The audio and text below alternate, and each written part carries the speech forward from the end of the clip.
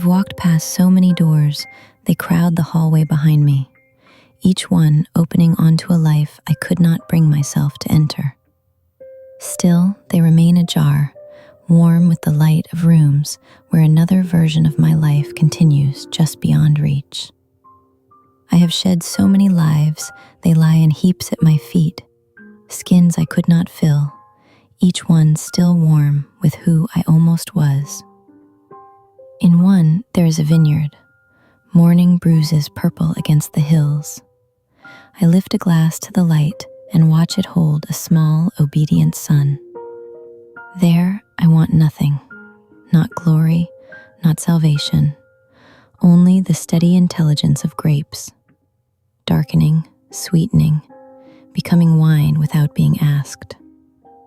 In another, I am a black stroke beneath a mountain, steel in hand, the mind emptied to a single edge, body thinned to discipline, repeating one cut until the bones forget the first lie they learned, that they belong to me. In another, I am a writer. Strangers open my books and find their private wound already named. In another, I am the kind of man men with white teeth believe in. They say, change the world, and place it in my hand, a small, bright machine with no off switch, still warm from the last person who thought they could hold it. In another, the mind is the specimen.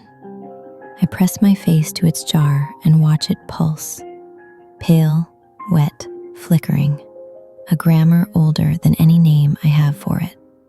It flowers, goes on flowering, long after the lights go out. In another, I have learned to want less. The windows open. The day enters and leaves without me trying to keep it. I sit until the sitting becomes its own arrival. I breathe until the breath is the only thing I own. The world goes on being urgent somewhere else. Here, even the silence has stopped apologizing. In another, engines lie open like small iron hearts, and the hands know what to do. There is no ambiguity here, only the part that fits or doesn't, only the thing that was working and then wasn't. My hands move in the dark of the machine before my mind catches up. This is the only philosophy I trust, what holds and what gives way. In another, the work is to kneel closer to the wordless life of the world. I learn the names of things that do not know they have names. I watch the light move across a field of grass for hours and call it work, and it is. The world is so much older than language. I have spent a life trying to catch up. In another, I say the names of what is being lost. Attention, memory, the right to be bored, the right to need something no algorithm can give. I stand against the ones who want every thought, every street, every private longing gathered under one roof and sold back to us at a discount and called generosity. I carry the old warning like a match in a pocket, that a person can see wide enough to see the cage, moral enough to name it, brave enough to fight it, and still be crushed by it. History is full of such people. I carry the match anyway. In another, the outer grows larger and the inner smaller, until even tenderness begins to feel like a skill learned too late. The cult of clean little gods of solution, where I wanted to build something useful, something that might make one small corner of another person's life less difficult.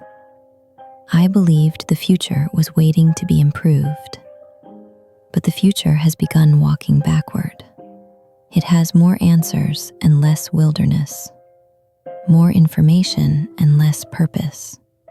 It prides itself rational while turning hungry towards superstition.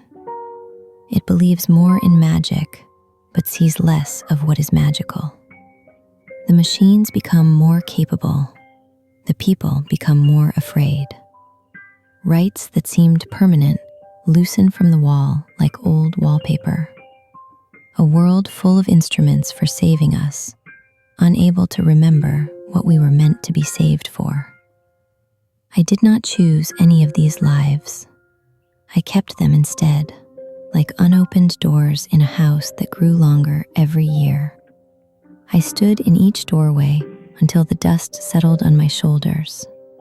Each possible self looked at me once, then turned away and went on living without me. The doors are still here. That is the cruel part. They have not vanished. They remain thin as mirrors, and in every one, a man who might have been anything except himself. Perhaps this is the only life I was ever going to have. The hallway. Not the rooms, the hallway. The narrow white throat of it, its many closed mouths shining on either side. I tell myself, choose. I have been telling myself for years. But here is what no one warns you about the doors. They don't close. They don't rot. They don't disappear. They stay beautiful. They stay possible. And you stand among them, growing older, growing more still, until one day you realize you are no longer the man in the hallway.